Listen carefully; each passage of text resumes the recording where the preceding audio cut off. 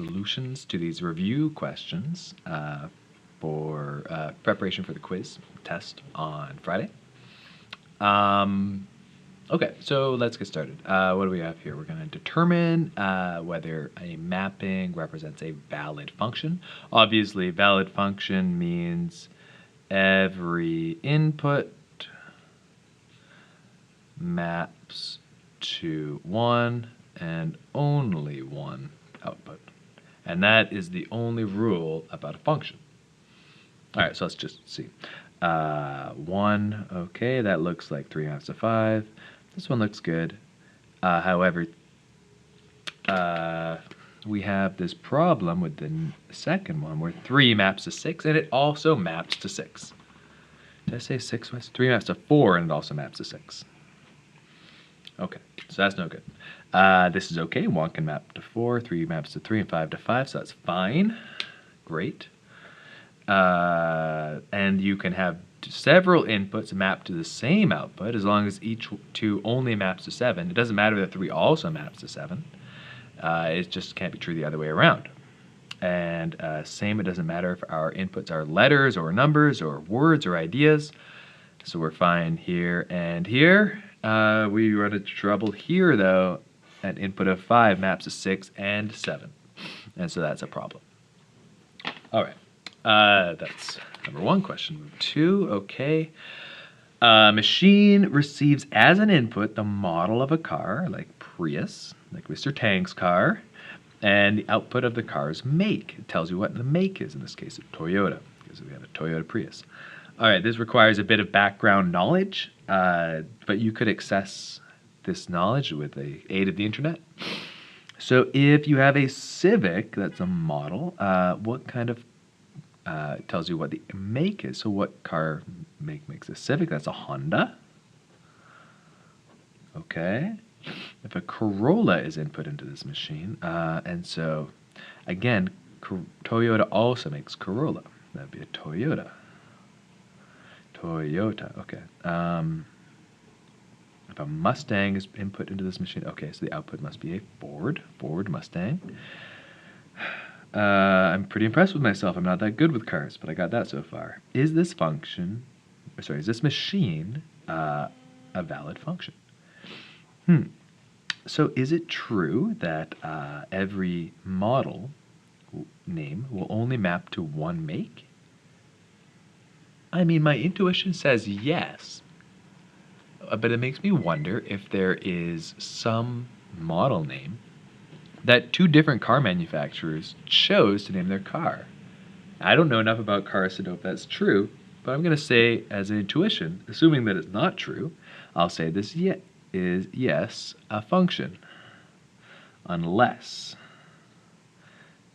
2 manufacturers named their car the same thing.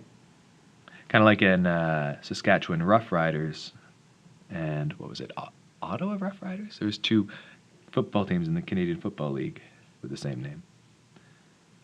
So that's unlikely, but if that is true, then it's not a function. All right, what should be input if the output is Mazda? Okay, what cars do I know? Okay, so we've got a Mazda 3, right? That's a car? Sorry. So it's going to look weird, but I could put the 3. I wish I knew more about Mazdas. Mazda Protege? Let's see, what else can I think? Mazda... There's a Mazda right outside the window, but I can't read it. Dang it.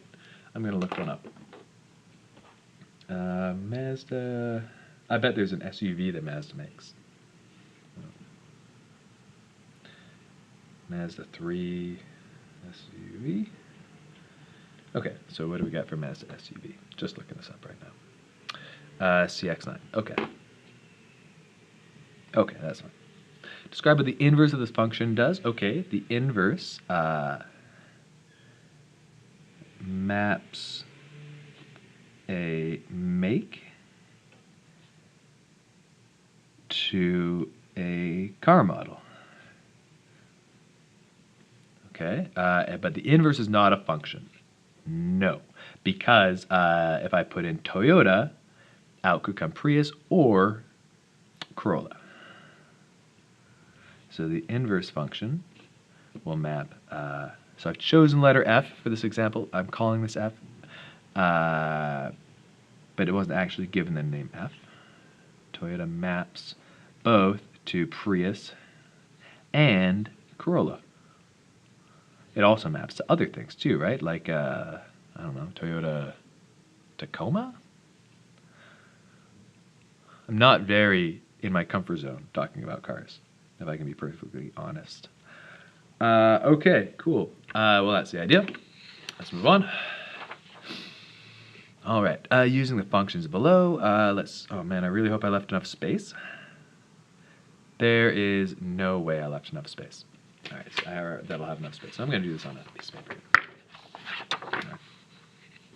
So let's move on. We got 3a. Okay. Okay, so f of 3 plus g of 4. Okay, f of 3 plus g of 4. Well, f of 3 is 6 times 3, take away 3 squared. I'm going to add to that 24 over 4, which is g of 4. All right, so got some operations here. 18 is 6 times 3, take away 9, plus 24 over 4 is 6. 18 take away 9 is 9, plus 6 is 15. So that's the answer. Okay. Let's move on. B, we've got f of negative 2, and I'll take away g of 6/5. Okay. So f of negative 2, I've got 6 times negative 2, take away negative 2 squared. And I'll take away from that 24 over 6/5. All right, fractions and fractions, that's going to get a little ugly, so we'll deal with that in a sec. All right, so we've got 6 times negative 2 is negative 12. Take away the square of negative 2, which is 4. And I'm going to take away, I'm going to rewrite that. I'll keep it in the brackets just so I don't get confused. I'm going to call that 24 over 1 divided by 6/5. And I might do that over to the side. I know that 24 over 1 divided by 6/5 is the same thing as 24 over 1 times 5/6. This is one way to go about it. There are others. I could see that there is a common factor diagonally. A 6 goes into both of these numbers, so I would divide them both by 6. And then I find that really I've got 4 over 1 times 5 over 1, or 20. Okay, so I've got negative 12, take away 4, minus 20. All right, so that's negative 4, take away 20. That's negative 36. Okay, so let's move on. F of g of 8. Okay, so f of g of 8. Okay, so that's going to look like 8 goes into g, spit something out, and that's going to spit that into f, and that's going to output something. And this whole machine, this composite function, is called g of f of x. Right? Okay.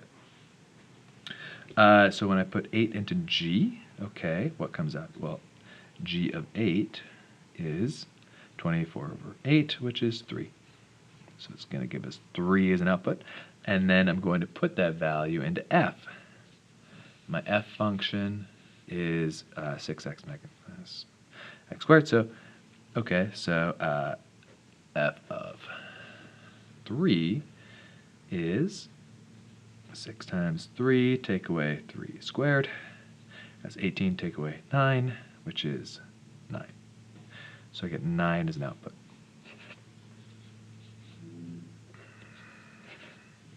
All right, on to D. So we've got g of f of 4. Okay, so I like to rewrite that as g of f of 4. And so I know 4 is going to go into my f function. Oops. And then something's going to be spit out. That's going to go into my g function, which is again going to be spit out. And that whole thing is called fog, f of g. That's my whole machine, but it actually does 2 steps. All right, so when I put 4 into f, g of 4, I get, well, my f function is right here. So I get 6 times 4, take away 4 squared, which is 24, take away 16, which is 8. So 8 then goes into my g function, g of 8, which is 24 over 8, which is 3. 3 is my output. All right, moving on. So what do we got here? E, question E. For what x does f of x equal 0? Okay, so, oh, that's interesting. All right, so I've got an output of 0, and that's going to equal 6x, take away x squared. And the question is, what x gives me this value? Well, this is what we call a quadratic equation. It's going to have multiple solutions.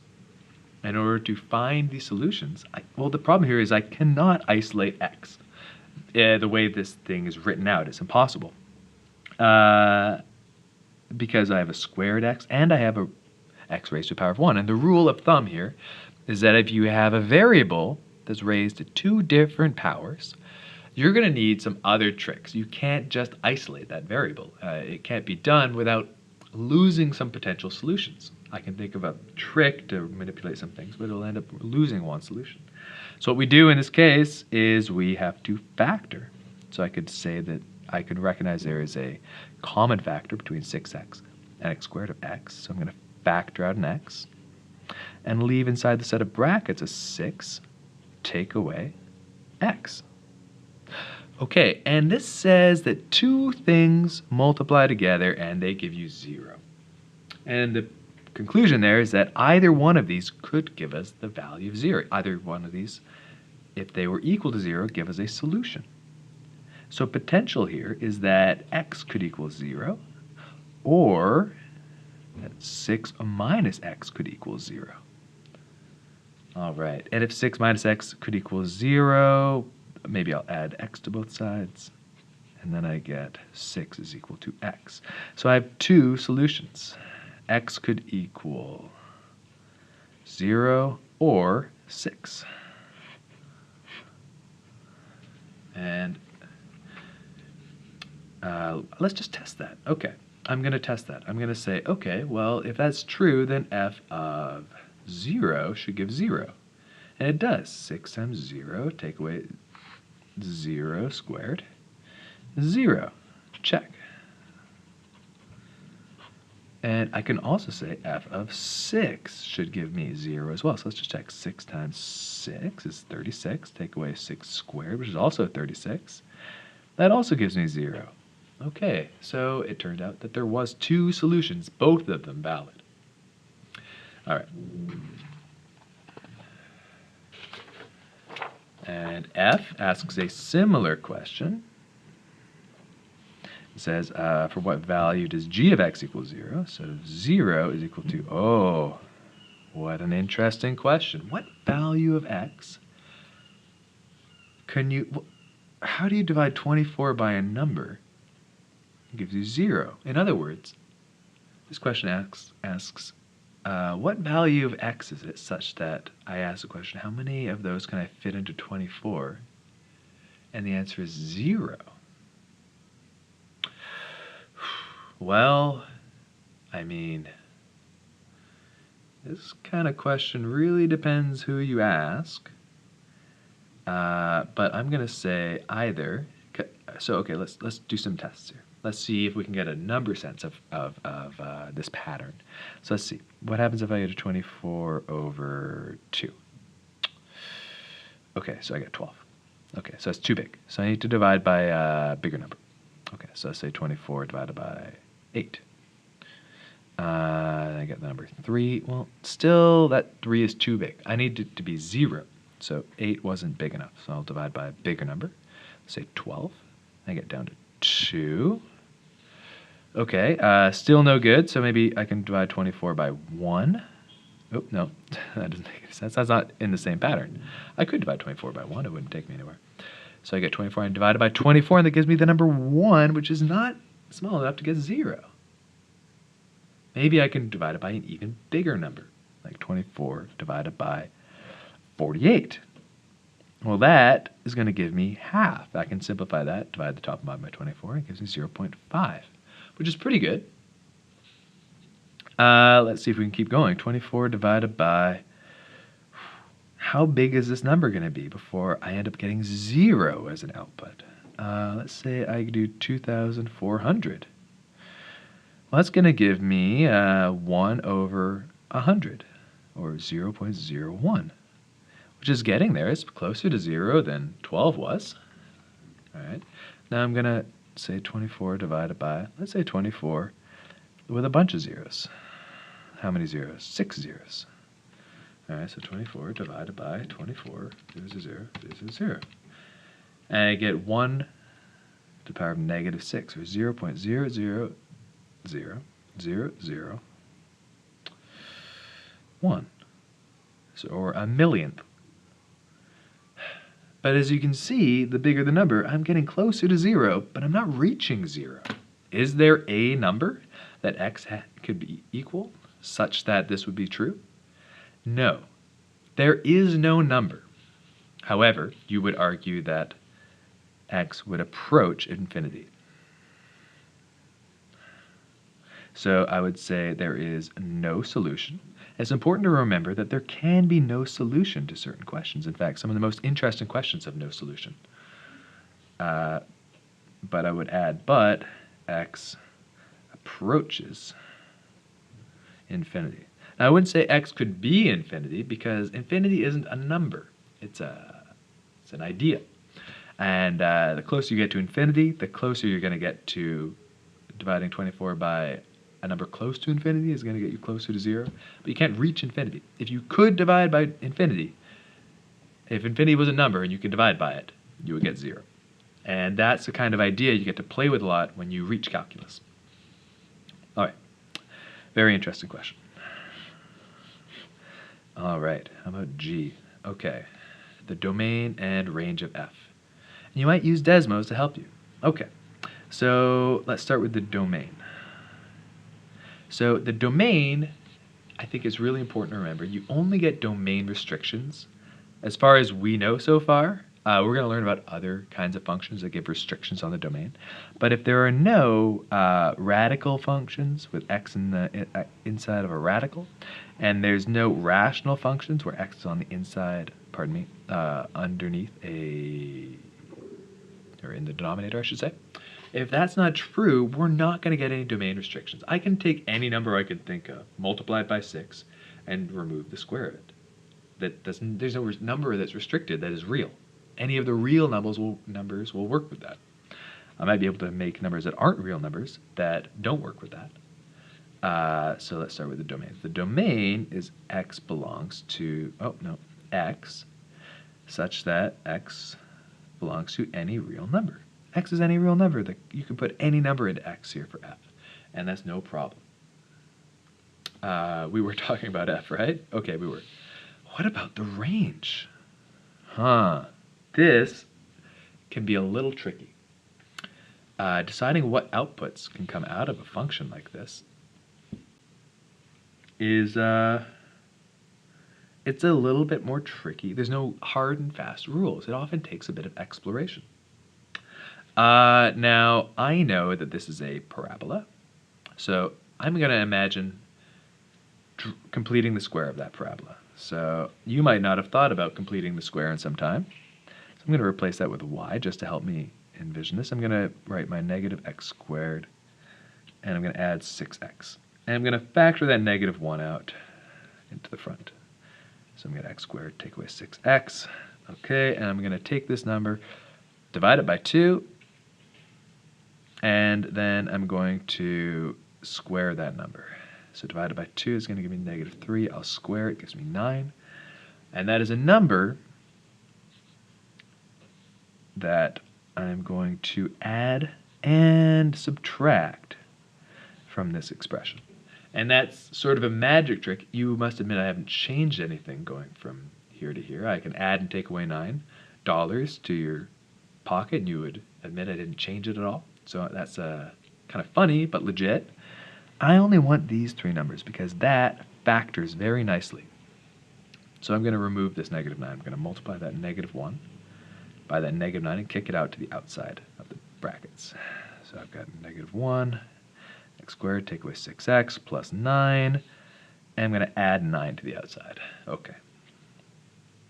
This, by the way, you're allowed to use Desmos. This is without Desmos, how you would find out. And, okay, then I've got negative. I'm just going to write it as negative rather than -1. And this is a perfect square trinomial. It can be expressed as -3 times x minus 3 plus 9, which can be expressed as x is -3 squared plus 9. Now that is a parabola I can see its vertex is at 3, 9, and it faces downward. Okay, so I'm going to draw a little sketch. 1, 2, 3 for x. 1, 2, 3, 4, 5. 6, 7, 8, 9. And I get the vertex here at 3, 9. And it looks like it faces downwards. That's 10, of course. 10, 5. That's 9. And I know it'll go over 1 and down 1, and over 1 down 2, and it'll go over. I know it faces downward because there's a negative coefficient leading, and it looks something like that. I don't care about the exact details here. What I care about is that the highest value it looks like it's going to have is 9. So the range is y such that we're talking about the y values that are less than or equal to 9, and y belongs to the reals. So if you have Desmos, you can do that, or you could make a table of values and play around with it and just see what kind of numbers pop out. This is a little bit more of a rigorous way to determine the range, but I think it is helpful, especially with functions that you have already experienced, like parabolas, to recall those skills. Line skills, parabola skills are going to become helpful in the future. We learn them for a reason, and it's because they're skills we're going to learn. Pardon me, skills we're going to use. All right, domain and range of G. This will be easier, I promise, and we can use Desmos. All right, so for H, we have a function g of x is 24 over x. And I said earlier that the only kinds of domain restrictions you could have are, as far as we know, we're going to learn about more in maybe a month or so. But for now, we've only really learned about 2 domain restrictions: radicals and rationals, square roots, and the bottom of a denominator. If either of those occur, we've got a domain restriction. Now, you might remember you can't square root negatives and get a real number. So the restriction of this one is that x can be smaller than 0. You can't divide by 0. So that means that x value can't be 0. It could be any other number, but you can't divide by 0. Okay. And so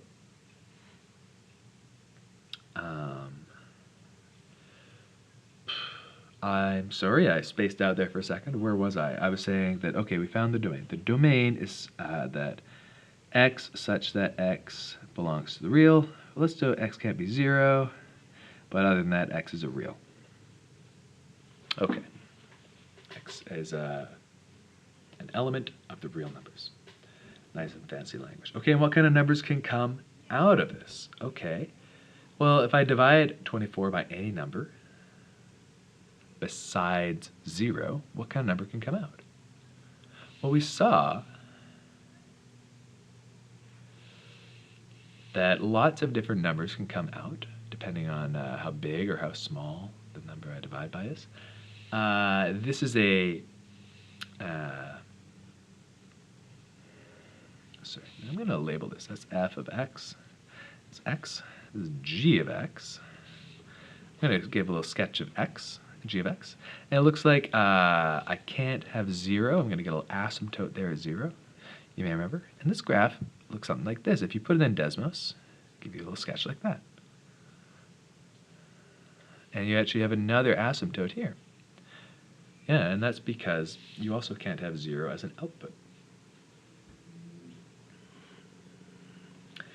Huh, oh yeah, you know what? I just realized x also approaches negative infinity. I should probably add that in there, plus or minus infinity. And that's why there's no solution. It could be either. All right. Anyways. Okay, so what kind of range is this? Well, it looks like it can go all the way up to infinity, and it can. And it can go all the way down to negative infinity, and it'll get there eventually. Well, it won't ever get there. But you can't have the y value of 0. So the range is y such that y can't equal 0, but y belongs to the reals as an element of the real numbers. Okay. Okay. Pretty heavy stuff. Hey. Moving on. Let's move on to question 4. All right. I think I can do some of this stuff without tons of extra work. You know what? I think I'll have a little bit of scratch paper here anyway, just to make sure I have enough space. All right. So for 4a, I know that I've got g of f of 4, which means 4 is going into f, and that's coming out, and then it's going to go into g, and it's going to spit out an output. All right. So let's find out what numbers. When f goes into, pardon me, when 4 goes into f, it spits out 9. Okay, that's easy. And 9 goes into g, and it spits out 11. Okay, so g of f of 4 gives 11. All right, so b g of f of 9. Okay, so 9 goes into g, which gives some output, which goes into f. So little boxes around these. F function, and spits out a number. When 9 goes into f, pardon me, when 9 goes into g, it spits out 11. When 11 goes into f, it spits out 3. Okay, so therefore g of, f of g of 9 is 3. All right. Moving on, let's talk about f of g of 4.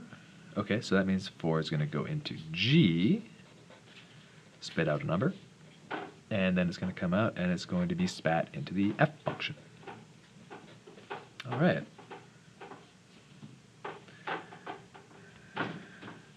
So when 4 goes into g, that maps to 1. And when 1 goes into f, it maps to 3. Okay, it's pretty easy so far. F of g of 4 is 3. Oops. Okay. F squared of 4. Okay, that means f of 4. Okay, and so what that means is that 4 is going to go into f. It's going to spit out a number. That number we're going to feed back into f. F. And see what number we get when we're done. So we feed 4 into f, we get 9. We spit 9 back into f, it chugs it around, it gives us 7. So f of 4 is 7. Okay. F negative 1 of g of 10. Okay, so that means 10 is spat into the g function. It's churned around for a bit, spit something out, and that output is going to be an input of f negative 1, or the inverse of f. So it's going to go backwards and spit out some other number. All right, so let's see what happens if we put 10 into g. If we put 10 into g, it maps it to the value 3. And the inverse function of f takes the number 3, and it says, okay, well, that was the output of f, so the input must have been 1. Okay, therefore, f negative 1 of g of 10 gives us 1.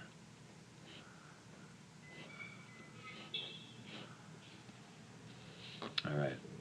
Okay. Now, doozy of a question. So we've got the domain and range of g of f. Okay. So g of f says x is go into my f. Wait, g of f. Okay, so that means it goes into my f function. G of f of x. So it goes into my f function. Spits out an f of x. And my f of x goes into a g function, which spits out a g of f of x. The question is, what kind of numbers can go in, first of all? And what kind of numbers can come out? Well, let's start with the domain of f. The domain of f is 1, 4, 9, 11. So the only numbers that could even go in are 1, 4, 9, and 11. All right. So that's the domain of the f. And it can spit out certain numbers. It can spit out 3, 7, and 9. Now, the question is, okay, if it spits out 3, 7, or 9 as possible outputs, which of those can go into G? Well, 3 can't go into G. Can't feed a 3 into G. Doesn't work. Not an input of G. But 9 is. So 9's okay. The 7 also doesn't work. So actually 9 is the only input that can of G that can come out of F. So 9 is an output of G that can go into F. And so the domain overall is actually just the value 4. And the range is the number that can come out. If you spit 4 in, you get a 9, and 9 comes out and spits out an 11. So the range is that value of 11. And those are our values for G of f of x. Okay, and let's try to fit G on this page. So we want the same question really, except now we're talking about the domain of f of G of x. Okay, well, same thing. I'm going to draw a little diagram. I think they help me visualize things. So x is now going into a G function. That's going to spit out some numbers. And those numbers are going to go into the f function and then spit out my final form, my f of G of x, my fog x. All right. Well, what kind of numbers could go into G in the first place? Well, my G function only takes in 4, 9, and 10 as possible inputs. 4, 9, 10. But it only spits out 1s, 3s, and 11s. 1, 3, and 11. Okay. And if we can take those numbers out, well, which of those numbers can fit into F? Well, looks like 1 can, okay, but 3 can't, is not an input of F, so I can't stick 3 into F, and 11 can go into 3, so either one of those is fine.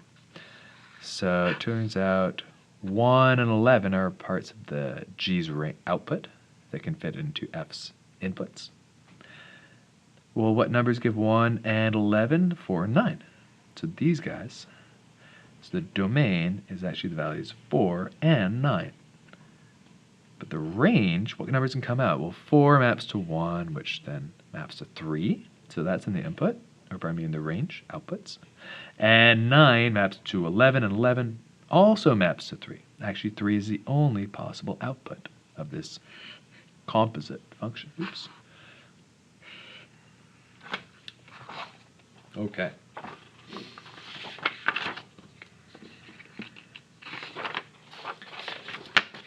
Let's move on. So what do we have here? Which graph represents a valid function? Well, here we're doing the vertical line test, provided we can sweep a vertical line across and not hit the line twice, we get no problem. But as soon as we have a vertical line that hits the graph twice, it fails the vertical line test. I can have a vertical line cross across. That's fine, but again, we fail the vertical line test here. I could draw a vertical line that hits it 3 times. No good. That means a single input maps to 1, 2, 3 outputs, and that's the reason it's not a function. This works as a function because, remember, this little dot means that we don't actually have an output there. The output is here, so this is a function. However, I can draw a vertical line here that hits 3 different outputs. So for this reason, this is not a function. All right, so domain and range practice. For the domain of this function, this is a parabola. It's a typical little parabola. This is the domain is really all real numbers. And the range looks like it's all the numbers that are larger than -2 or equal to it, such that y is an element of the real numbers. Okay. And for this one here, a domain, well, it looks like I can have any, maybe I'll map that to my x-axis. So it looks like I can have the value -5, so I'll draw a little dot there. And I can have a number bigger than it for a while, and I've got a little open circle here, but it looks like I can have an input of -2, because it can be down here, so that's okay, and anything bigger than that. So it looks like I have all of these x values. So how can I express that? I can say for my domain, well, x can be bigger than -5, x such that x is bigger than -5, or equal to it, because it can be equal to it. But it can go on for forever. I don't even need to say that it goes on forever. I could if I wanted to, but I don't need to. All I need to say is that within that domain, x is an element of all the reals. And next, I've got a range. Okay, this should be interesting. Looks like there's a different color for my range. I think I got a pink highlight around here somewhere. Here it is. So it looks like I have no output at 1. That's my highest output I can see, but I can get values that go down. And really looks like I can have any value down to here as a solid dot. Okay, so it looks like my y values, my ranges, are my y such that y is, I usually start with the lowest value, so it's -3 is less than or equal to y, which is less than 1. And y is an element of the real numbers. Okay. Let's move on to question 7. All right, so question 7 says, well, I've got this big function f. We're going to see if we can answer the questions here. I'm going to see if I can zoom out to get all the questions and the graph into it. And I might need to refocus here. Do that. All right. So f of -5. Okay, so if -5 is an input, well, I get the value 1 as an output. If 0 is an input, there is no value on this function that maps with an input of 0. So this does not exist. I'm going to write that in long form, not exist. Oh, so much talk, throat's getting dry.